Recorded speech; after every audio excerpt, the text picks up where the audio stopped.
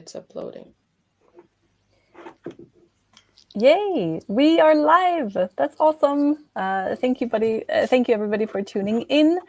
We have a session, another warm-up session, the 5th, to be more exact. I'm Evelina Lundqvist, and I'm here with my Global Green Action Day team and our brilliant speakers. And we have a session today which has the name Circular Economy Opportunities, Rethinking Materials, Models and Markets. And we have 4 brilliant speakers that will really dig into all of these 3 aspects. We have an hour to go, and it's packed with content. We have our speakers, and then towards the end, we will also do a bit of a Q&A together with everybody. And if you have any questions during the session, just put them in the chat if you're tuning in on YouTube or on LinkedIn, and we'll put the questions to our speakers when we see that there is a good match. So yes, today's session is Circular Economy Opportunities, Rethinking Materials, Models and Markets. And I just want to tell you a bit about Global Green Action Day before we get started with all the juicy stuff regarding circular economy and zero waste today. So Global Green Action Day, that's the 3 of us, Fernanda, that you also saw just now, and Amir and myself, we initiated this. And it's all happening right now. We have the training on our e-learning platform opened on April 21st. So now is the time to dig in. It's going to be open all the way through June 5th. If you want to also participate on June 5th on our event, you should be ready with the e-learning by June 2nd so that we can put you into the correct teams. That are coming up, all of it coming up very soon. So the online training is on demand. We have 3 compulsory modules on our main topics, which are regulation and innovation, frameworks, circularity and decarbonization, and AI for sustainability. And if you've been part of any of the other warm-ups that we've done, you've seen that we've done a lot on these topics already. We also have the accelerator sessions, and actually next week on Wednesday, we do the first live module within the program. So that's going to be a lot of fun on regulations and on innovation frameworks led by Fernanda.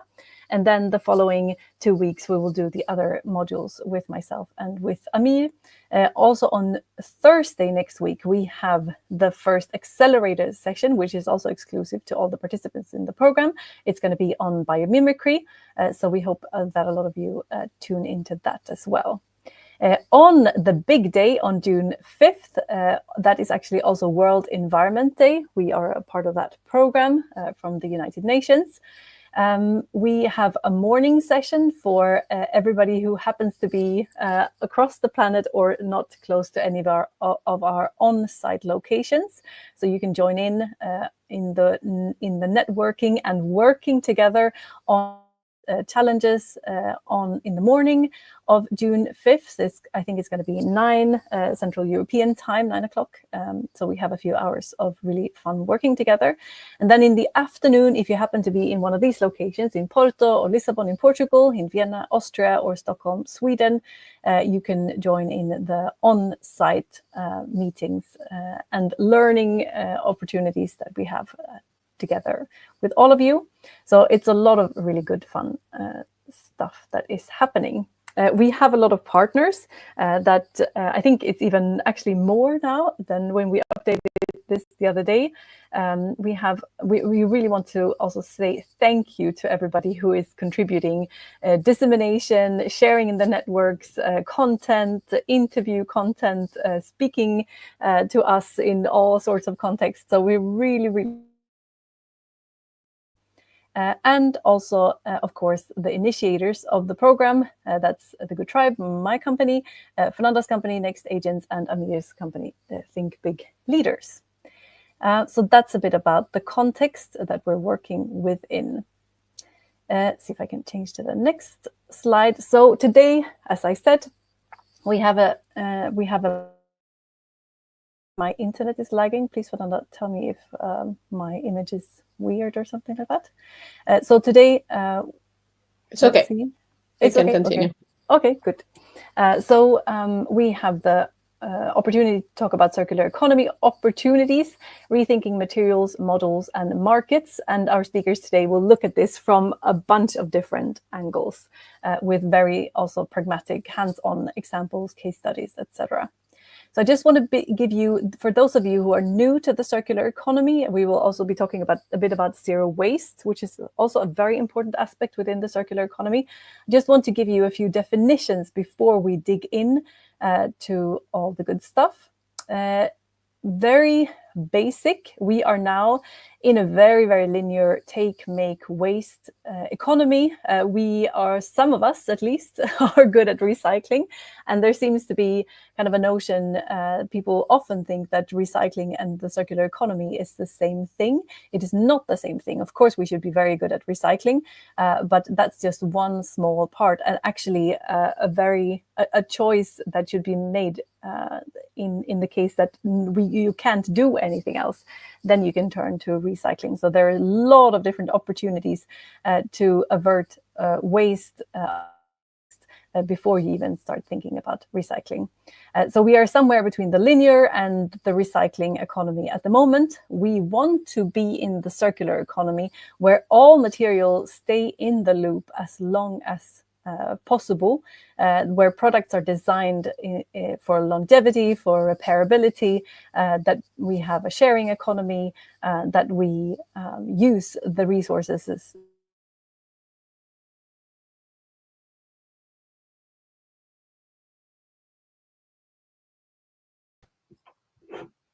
I think we have Evelina dropping out now, her connection. Unfortunately, seems like her internet is having some problems. So since we don't have Evelina here with us, which is a shame, technology. Oh, but she's back here now. Evelina, are you back? Yes. Oh, that was Fun, amazing. exciting. Playing Yeah. hard to get, are we? Yes. Oh my goodness. Let me Hoppas jag add you back Yeah. to stage and please take it away because your slides are not showing now, are not here. If you want to share Yes, please. Hang on a second. your slides, you had that image about linear and Yeah, then kind exactly. of I think now recycling. you can. I think you can share them now. Is that Yep. correct? No. Yes. Okay. Yes. Perfect. Good. And I'll Okay. just jump to that slide. Here we go. Yeah. Okay. Perfect. So we want to be in the circular economy. Just a definition of what is actually the circular economy. A circular economy is a system solution framework that tackles global challenges like climate change, biodiversity loss, waste, and pollution, which are some of our most pressing, of course, challenges that we're facing as humanity, but also in like a pragmatic way running businesses. This is based on 3 principles: to eliminate waste and pollution, circulate products and materials at their highest value, and to regenerate nature. And this definition is from the Ellen MacArthur Foundation, which is one of the, I would say, most important organizations within this space.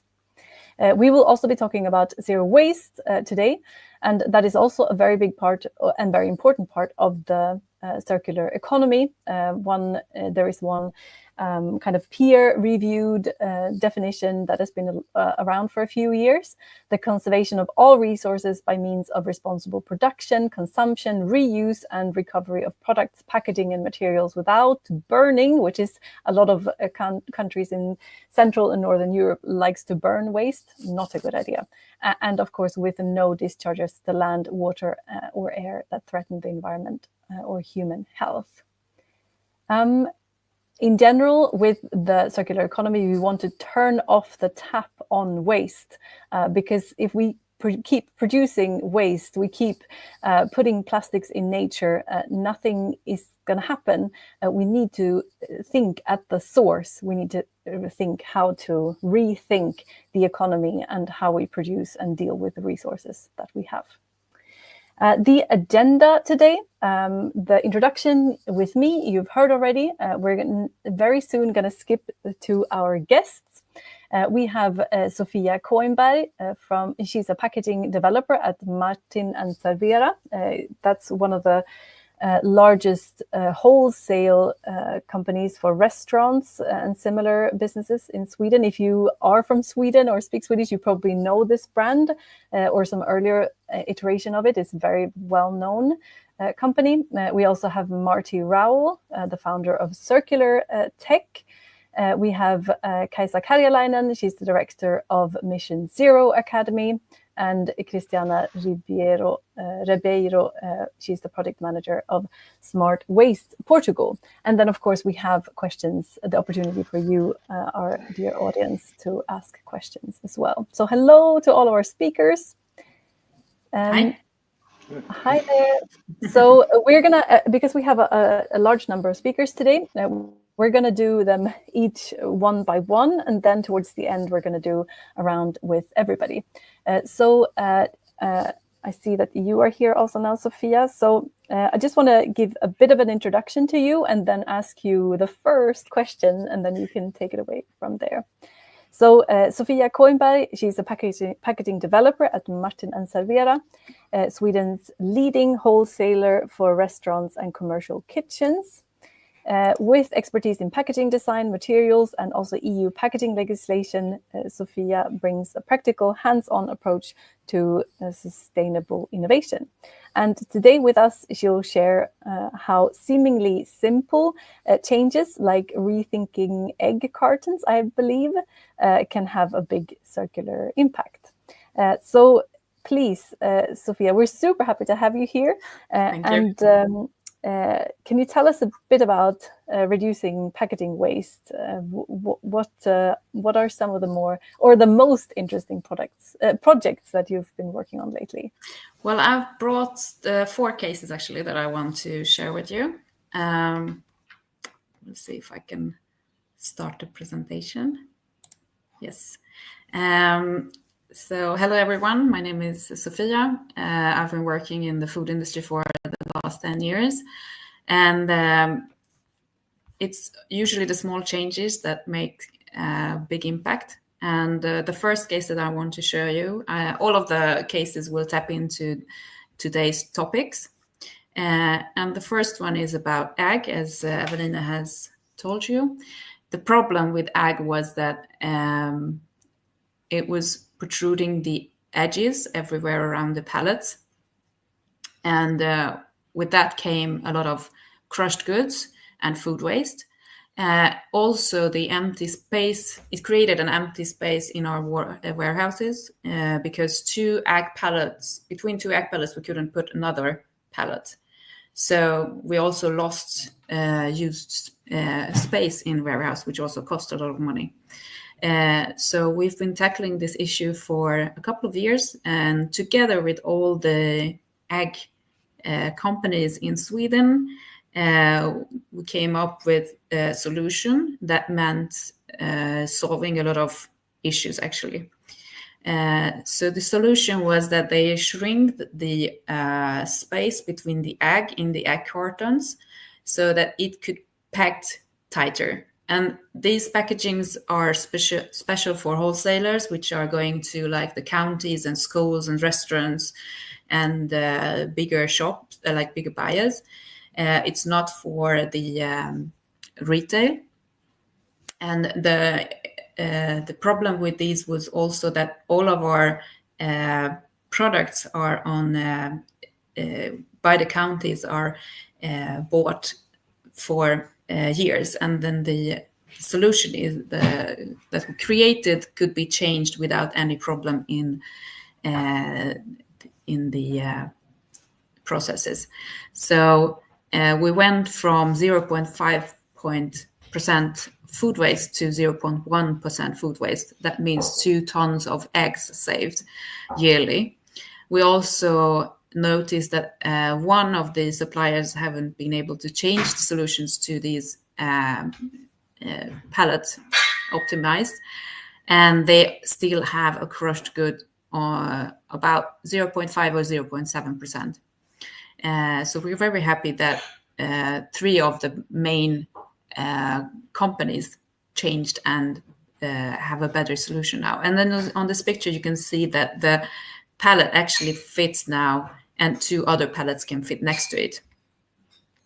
We also had seen different solutions. So we had solutions for 120 eggs, and we have the smaller egg packages in reusable pallet and reusable crates. And you can see that they are also using reusable pallets. So that's a system where you can get money back from your pallets. We also want the next step to be adding into the all of the packaging should be in these reusable crates and pallets for safe handling. That also eliminates the use of shrink wraps around the pallets as they lock into each other. The idea is that all egg suppliers will eventually switch to this new system. We also see that the procurement that we have to the counties really look forward to this solution, as it can help them for their own circular goal achievements, and it also works good in our automated warehouses. We're also very happy that they use this as an opportunity, the egg industry, to talk about this new solution as a more environmental friendly solution. So what they say is that what it reads is in big capitals, it says sustainable news. The company launches now a unique pallet adapted solution for eggs, a more effective and more climate friendly solution. So it's a win-win. It's a win for us and it's a win for them. They can now go on and sell a product with this marketing as well. The other case that I want to show you is also about small changes. And we have a company that we're working on private labels, and together with the company, we managed to go from 11.9 gram of plastic per bag to 9.9 gram, which doesn't feel like a lot of change, but when you adding it to all the sales that we have on these products, this means around 1.8 tons of plastic reduction yearly. So we are very happy with just 2 grams of plastic. We can save a lot of plastic wastage. The packaging is recyclable, and the back of the bags that you can't see right now is transparent, so it's also recyclable in Sweden, and it's a PE bag. The interesting thing is that the company also took a holistic view over the changes and changed and improved lightnings in the warehouses and their production facility. They switching off lights when they are not someone in the warehouse in the area, saving energy.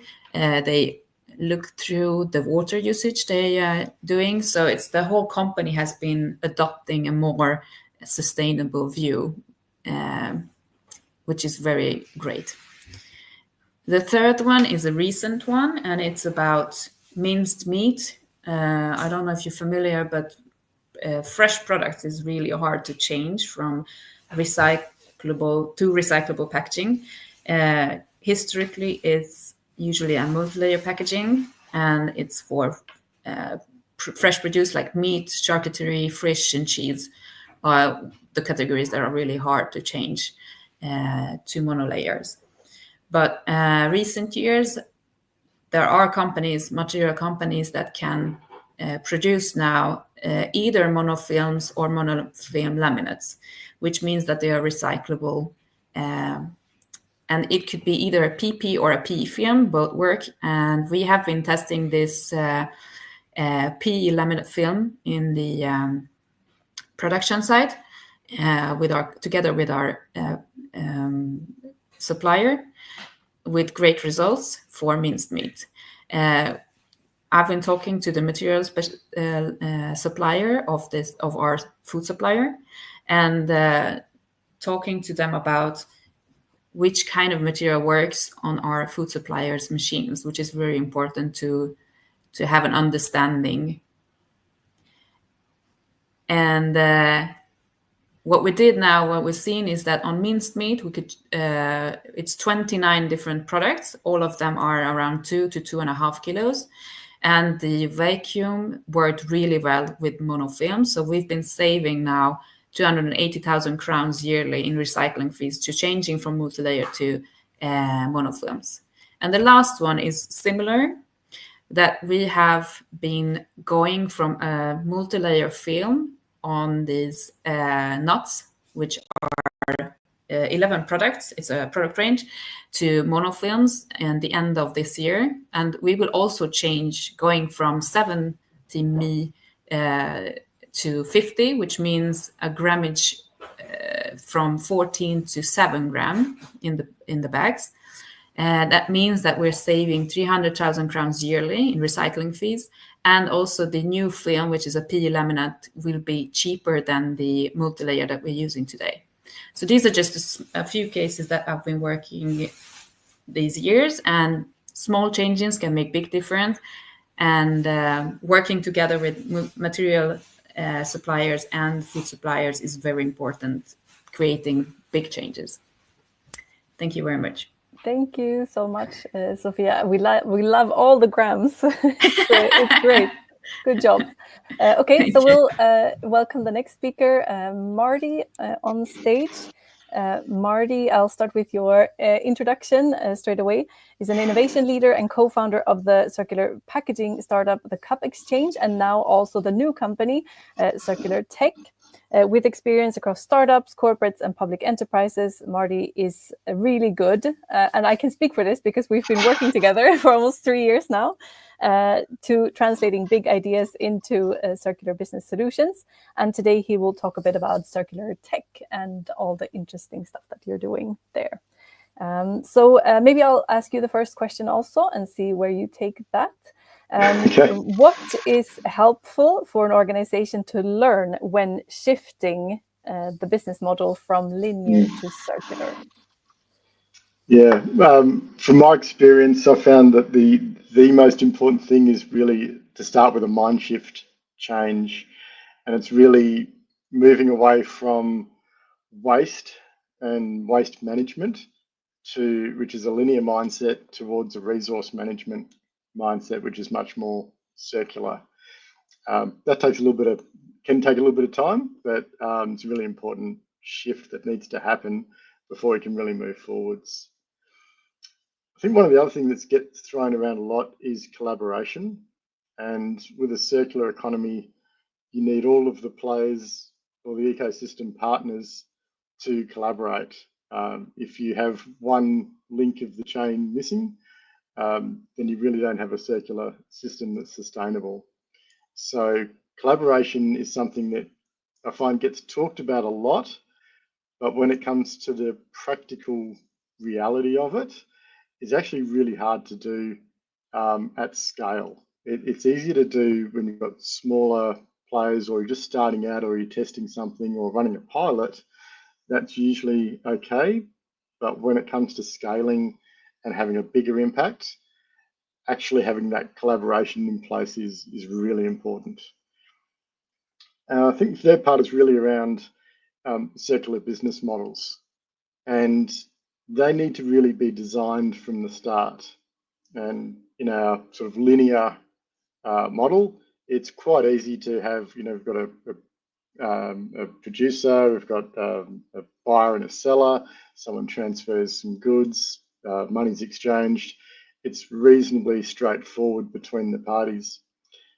With a circular business model, though, we really need to make sure we close that loop. So we can't just hand over the materials to be the next custodian's problem. We actually need to solve that problem up front.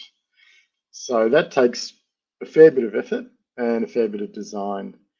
And that's where some of the challenges are for larger businesses in particular that want to start to scale their impact. I think what's really helpful, what I found in discussions, is when organisations can actually visualise, or people within organisations who might be a bit newer to the circular economy can actually see it. One of the challenges around the circular economy and the principles is that they sound great and it sounds theoretical, but actually putting it to practice can be a bit challenging. So visualizing it is really critical as well to get that buy-in. Should we jump to some examples? Yes, that would be awesome to see a bit of the work. Yeah, so what we've done is actually needed to create a tool to be able to visualize how a circular business model would work. So I'll jump to the screen, and this is a format that we've created which helps move from that linear model, which we talked about a little bit earlier, was around take, make, use, and then dispose. And so what we've done is created a canvas where we can actually start to design how the business model could work in a more circular way. So what we've got here is some what we call nodes, and we could just make some examples. We might have, if we took a textile example, we might have a cotton farmer producing cotton.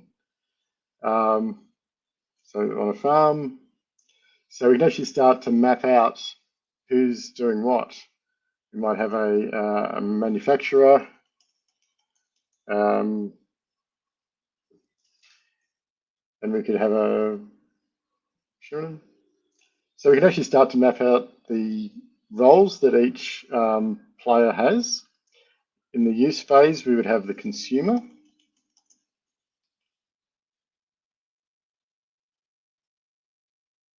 And then typically when they're finished with a product, it would go to landfill. What we're trying to do here is trying to improve on this system. And that's where we're looking to introduce a return loop.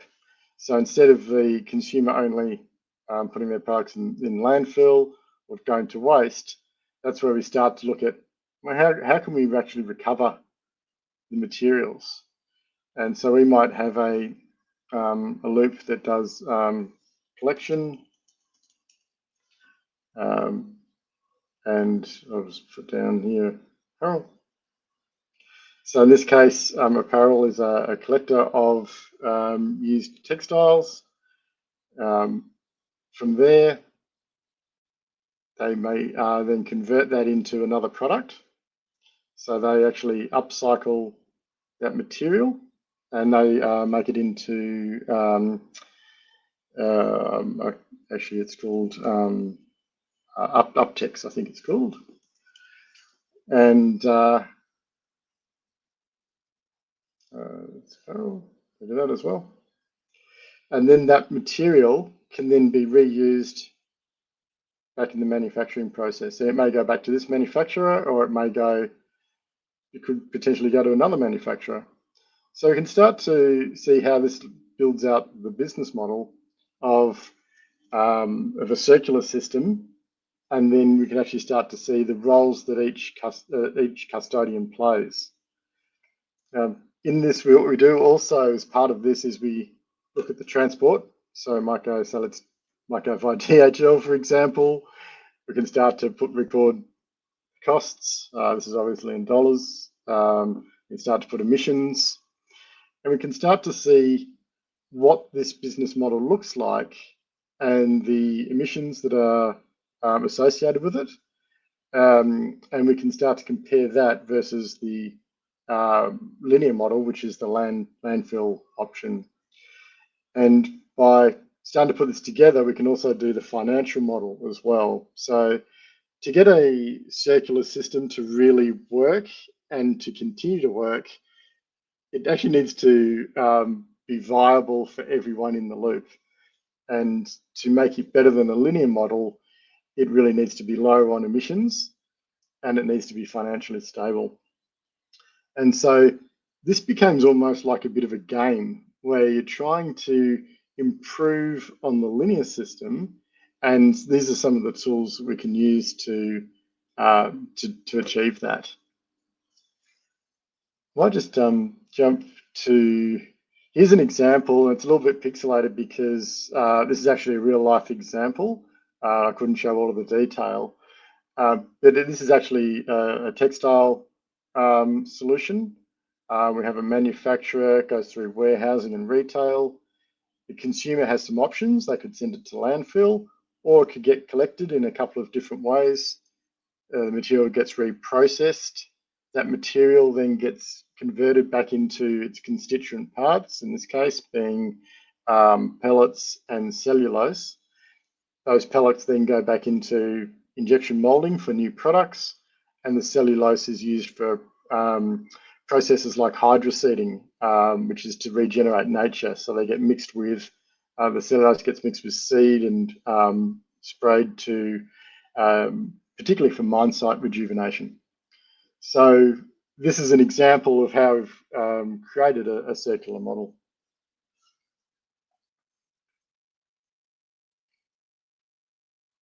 That's really great to see all the details. So actually now we've been with Zsófia in Sweden. We've been visiting Marty in in Melbourne, Australia, and now we're going to Brussels in Europe, and we're gonna talk to Kaisa Karjalainen. She is our third speaker, the director of Mission Zero Academy, or MISA. A lot of people say MISA also. And she's an expert in circular economy and service design with a background in environmental engineering and sustainability consulting. She works closely with organizations on their zero waste journey within the scope of Mission Zero Academy. And Mission Zero Academy works to certify businesses that are going zero waste. So let's start this conversation. We're also super happy to have you here, Kaisa. Let's start this conversation with this question. What does zero waste certification actually look like in practice, and why does this matter for the circular economy kind of grander effort? Great. Thank you for the question, and I'm very happy to be here. So I think the zero waste certification, it can be very much summarized in the graph that you can see now. Of course, like the certification gives you something shiny and objective, something good to look at. But at the same time, what we want to achieve and what we want the businesses to achieve is the kind of results that you can see. So starting from waste reduction and improving recycling. This is a real life example. It's a restaurant in Slovenia. And you can see that in a scope of a bit less than 2 years, they managed to basically eliminate their food waste, which is a big thing for any kind of HoReCa establishment, and also almost half the other types of waste that they were generating, which is a great result. And you can imagine also the cost saving that they managed to achieve with these actions. And it's one of the big misconceptions that businesses always have. It's like, oh, sustainability is so expensive. Everything costs so much. But when they didn't waste all that food and the cost of the chef and everybody else to manage the food, they actually managed to save some costs. And then at the same time, the little yellow line you can see is their separate collection rate. They didn't start from a bad position, and that's very much thanks to the municipality where they are located in. They are very zero waste themselves as well, so they managed to get the businesses on board already before the restaurant managed to make the decision by themselves. But they still increased their separate collection rate to around 95. So it's a great result, and that's really what the certification is all about. So on a practical level, it's thinking a lot, how can we collect as much of the waste separately in a manner that the customers can do it, our staff can do it, everybody can do it, so that we collect high quality recyclables. So at the same time, it's thinking about your procurement, like what you're getting there on your premises, so that it's as recyclable as possible, so that at the end of the pipe, you are sending off good quality recyclable materials which actually will get recycled whichever location you are in. So there's lots of optimization of the supply chain in that. But then zero waste or the certification is not only about recycling, and that's also a big misconception that we hear often. It's like, okay, we're just going to put more recycling bins, we're going to put more bins in general, and that's us being zero waste because we collect a lot, and it's not really the case. Sometimes actually in practice, by removing some bins, you improve your separate collection rate and your waste performance in general.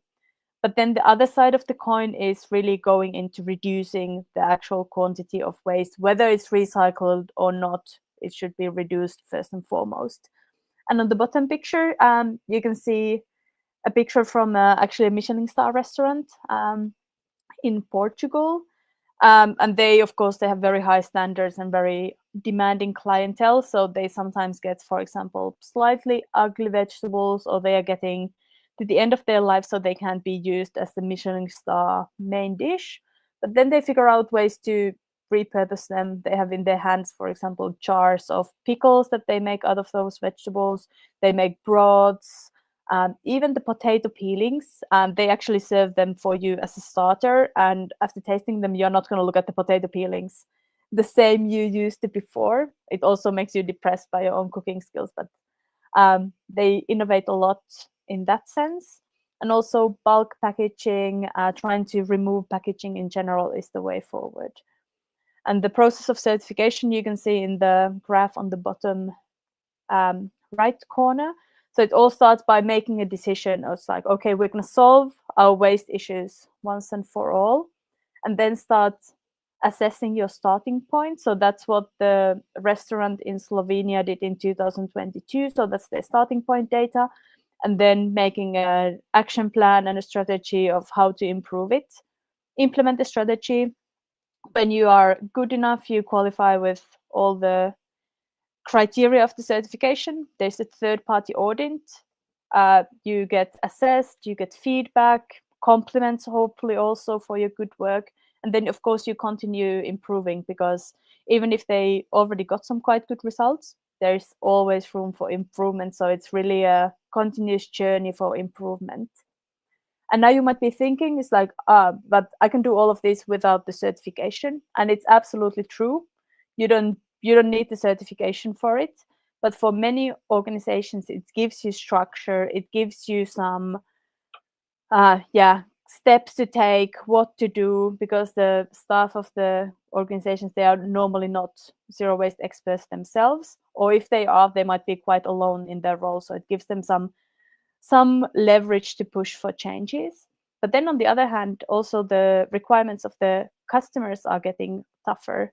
Everybody's getting tired of greenwashing, and a third-party audited certification is a way to prove that you are actually as good as you say you are. And this is becoming more important in a couple of years with the new EU regulations against greenwashing. So after the regulations have entered into force, you can't claim yourself to be zero waste anymore without having a third-party audited recognized certification. And it's already kind of lower level entered into force in some hospitality sectors. For example, in many booking platforms like booking.com, you can't say anymore that you are sustainable unless you have a shortlisted certification that they have pre-approved for you. So it's getting tighter and tighter of like, if you want to show that you are green and say that you are green, you need to start having these more structured and stable certifications to prove it. And that's where the benefit comes from, on top of course, like getting practical help to do all of this. There's another example from Slovenia. They also started off as a more or less regular hotel. They produce 1 kilo of waste per customer per night, which is on the lower end of the European average. Now they have managed to more than half it. They have reduced it by 60% so far, and they continue to do it. And the recycling rate is in the 90-something% on a regular basis. Like you can check their data any day of the week, and it's always the same. And for the main changes, and what even the owner of the hotel says, is that it's really getting everybody on board. The staff on board, they have a meeting every day to make sure that they know who, for example, who is coming this day, so that the restaurant knows who is coming, so they can optimize what they're cooking and what they're preparing. In the little picture in the middle, you can see their food waste generated by the breakfast buffet one day. They had around 8 customers that day for breakfast. And this is all the leftovers they had. So this is how much they have optimized it, and it's a daily effort to keep doing it.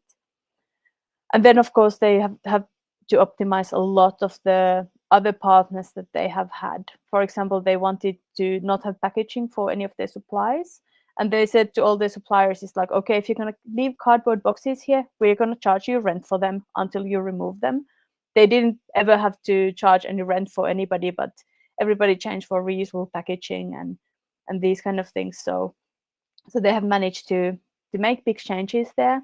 And as a consequence, they changed their whole clientele. They're started to get more environmentally conscious people, more groups who want to have sustainable holidays. And they have actually increased their prices as a thank you for it, because the people are happy to pay for good quality services. So it really paid off for their work. So now they're getting rewarded also financially for the efforts. And they renewed their certification 2 weeks ago. They received the 3rd star, which is the highest that we know of so far. So it has been a great effort. And if you ever are around Slovenia, I recommend visiting Hotel Ribno in Bled. That was all for me. Yeah, perfect. Thank you very much. Thank you so much. And we also have a bunch of links coming from you that we can put in the chat. Also regarding the small business certification that you just opened the other day, an online course that I can really recommend also. So congratulations on that as well. Thank you so much, Kaisa. Okay, so let's skip to Portugal, and our last speaker, it's Cristiana Ribeiro. And Cristiana is working for Smart Waste Portugal, and she has a background in environmental engineering, our second environmental engineer for the day. Cristiana now leads initiatives that bring business, government, and academia together to scale circular solutions. It's good to have you here as well. So do you want to tell us a bit about the projects that you're working on at Smart Waste Portugal? Hello, of course. Thanks for the invitation, first of all, and I'm really happy to be here with all of you today. So talking a little bit about Smart Waste Portugal and the projects that we are developing right now. Smart Waste Portugal is a non-profit private association that was founded in 2015 when there was still a little talk about circular economy. It started to gain traction in these years. So the aim is to promote a circular economy in different value chains through education, innovation, collaboration. That was a topic that we discussed today already, and also business creation. We have now more than 150 members across the value chain, so from the industry until waste management entities, retail, universities, research centers, and so on. So private and public entities are parts of our network too. Our aim is really to promote collaboration between the different entities, and also a very important type of collaboration that is cross-sectoral collaboration. We have several projects that we are coordinating right now, all related to circular economy, and I wanted to highlight 2 collaborative platforms that we are coordinating right now. One is the Portuguese Plastics Pact that was launched in 2020. And since then, it's been working in circular economy for plastics, plastics packaging, and also single-use plastics. We belong to a global network convened by the Ellen MacArthur Foundation and RAP, and we are working in topics related, for example, to recyclability of plastic packaging, also reuse, incorporation of recycled plastics, education and awareness to the circular use of plastics. Also, we work with topics related to eco-design and so on. We are now more than 110 members within this collaborative platform. We are also coordinating another collaborative platform regarding glass packaging that is called Vidro Mais platform. So translating is Glass Plus platform. It has one common objective to the glass packaging value chain, that is the collection of 90% of glass packaging placed on the market for recycling by 2030 here in Portugal.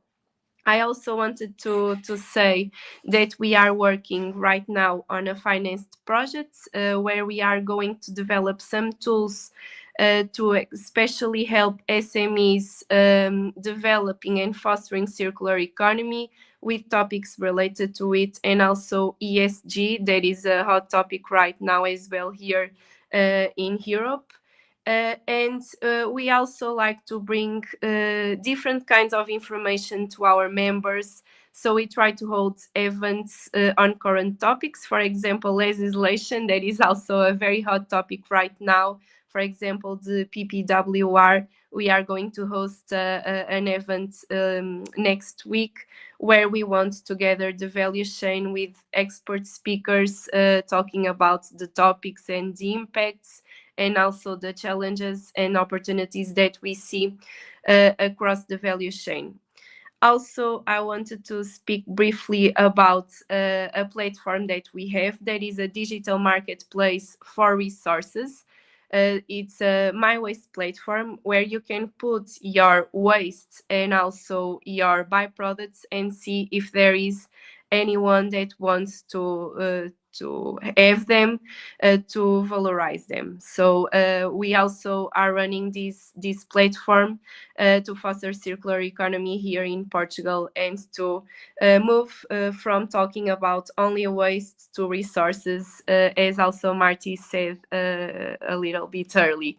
And I think overall these are the main projects that we are developing right now. They are really based on collaboration across the different value chains, and also the different links of the value chains. I'm not listening. No, I'm I'm muted. Thank you so much for that, Christiana. Maybe you want to put also some links in the chat if you have the opportunity. It would be great also if we have people from Portugal listening in to be able to visit the platforms as well.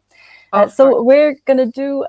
Thank you so much. We're gonna do a final round, and the question that I want, like everybody, if you want to chip in on that question for the final round, in your experience, what is the biggest shift needed in an organization when moving towards circular materials, markets, or models? What's the biggest shift? So maybe we do the reverse order now and start with you, Christiana. What are your thoughts?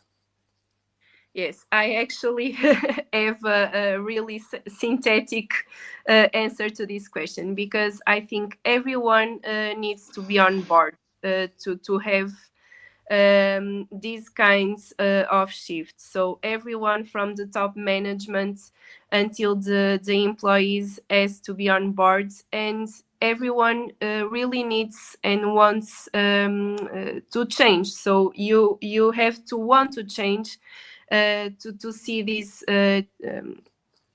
shift to circular economy, because it's not easy. And as we were talking about it, I think right now collaboration is key to foster and enhance circular economy, and also through the value chain, and also cross-sectoral collaboration. It is really important, because one problem that I have may be solved by another company that is from a different value chain and from a different link within the value chain, and also by promoting the share of best practices and the share of the best examples that we are working right now, we can enhance and foster circular economy by collaborating and try to foster these kinds of projects, pilot projects that can also scale up. So I think everyone needs to be on board of it. Yeah, that's a really good insight. I think we hear that all the time, that nobody can go circular alone. And I think that it's a simplistic way of saying it, but it's also very true. You need everybody on board. Thank you so much for that. Maybe we go to Kaisa. What are your thoughts? Biggest shift needed? I would, compliment what Christiana said, that the biggest shift is the mindset of the people, to embed circularity and zero waste in all the processes and all the thinking and all the decision making of the company. Because if it reminds of something that is kind of like put on top of everything else, your impact also remains moderate. But if you really put it into the everyday practices, how you do your business, then you can achieve much bigger impact. And that's where you need your whole staff, the top management, but also your suppliers and your biggest partners to be on board. So changing their mind shift and creating this green culture, so that it's something fun, it's something that's also normal, but something that you can also be proud of. It's very important in making it happen. Yeah, very good. Thank you so much, Kaisa. Marty, what is your take? You started kind of answering that question already, but Yes. Do you have anything else to add to that? I feel better now that some of the comments have been in line with what I was saying earlier, so that's reassuring. So, look, I totally agree with what's been said so far. I would probably suggest or add to that in terms of whilst it might be waiting for everyone in the organisation to get on board, what I've found is you actually just need a few champions to get things going, and to probably start to lead the way and start to demonstrate how things can be done. And then that can become a bit more contagious, because not everyone's going to just jump on board at the start. And you really need those catalysts. But you do need that alignment, from the top to the bottom. But you do need people within the organisation, and they can all be at all different levels. But what I would suggest is that this is an opportunity for people to actually be those champions, to actually take this on board, talk about it, and make it more normal, but inspire people along the way. So I think that's really a sort of a key starting point. Yeah, sounds very good. Thank you so much, Marty. How about you, Zsófia? What is your take? I think I agree with what everyone said. I think that getting everyone on board and make it a focus point, not just like a nice headline to every presentation that the company is aiming for sustainability. It has to be the focus of like the company itself to drive changes. And I think also that even small changes can have a big impact, and that it could have a positive effect on the budget. It doesn't have to be negative, as Kaisa said earlier, that we've seen through the presentation, that there is a fear that sustainability and circularity will cost the company, but I think it usually has a positive impact, and how people view the company is also more positive. Yeah, that sounds very good. Actually, you were super efficient now answering my questions. So I actually want to ask you another question, and let's make that our final round. If there are any questions that our listeners, viewers have, just put them in the chat and we'll see if we can answer them. So I think at this point, there's so much happening in the world regarding ESG backlash and whatnot. So like looking at this hope side is interesting. Looking ahead, what area of circular innovation are you most excited or hopeful about? Any take on this? I'll just leave the stage open to all of you. What area of circular innovation are you most excited or hopeful about? I'm happy to jump in. For me, it's really around data collection and AI. And we've never been in a time where we've had access to information and to be able to process it and be able to make decision on things so quickly. And the amount of, if we're going to make good decisions and they're data-backed decisions, we've now got really accessible tools that are really low cost, that anyone can really start to get more information and glean information. Before, we were sort of operating a little bit in the dark around, there might be a lag on data collection, or might not be able to get the data and had to make a lot of assumptions. Now we can get incredible information and insights that we never would have been able, even just in the last few years. So I think that's only going to improve. Where it's going to go, I know that could be a little bit scary in some ways, but at least it gives us a bit of power to be able to make better decisions moving forwards. Yeah, that's a very good insight. Any other reflections on? Yeah. As a packaging developer, I'm very happy about the PPWR and the changes that it can create, and the waste recovery that it can create as well. I think it's very important that hopefully that those changes will be big and affect a lot of companies within the European Union and also outside of the European Union. So hopefully that. Yeah, that's a really good one. Kaisa, Christiana, do you want to say anything? Yeah, sure. I'm also on the same lines with Marty about the data, because I think, having more data and collecting more data and making it more available will enable us to make better decisions, because the fear of making a mistake is a big block for any kind of change. So if we can show with numbers that, okay, this has worked elsewhere, it's very, very impactful. But then on the other side, I'm also looking forward to, for example, digital product passports for some products, so that we actually know what has gone into the products that we are using. Like, are they harmful for us?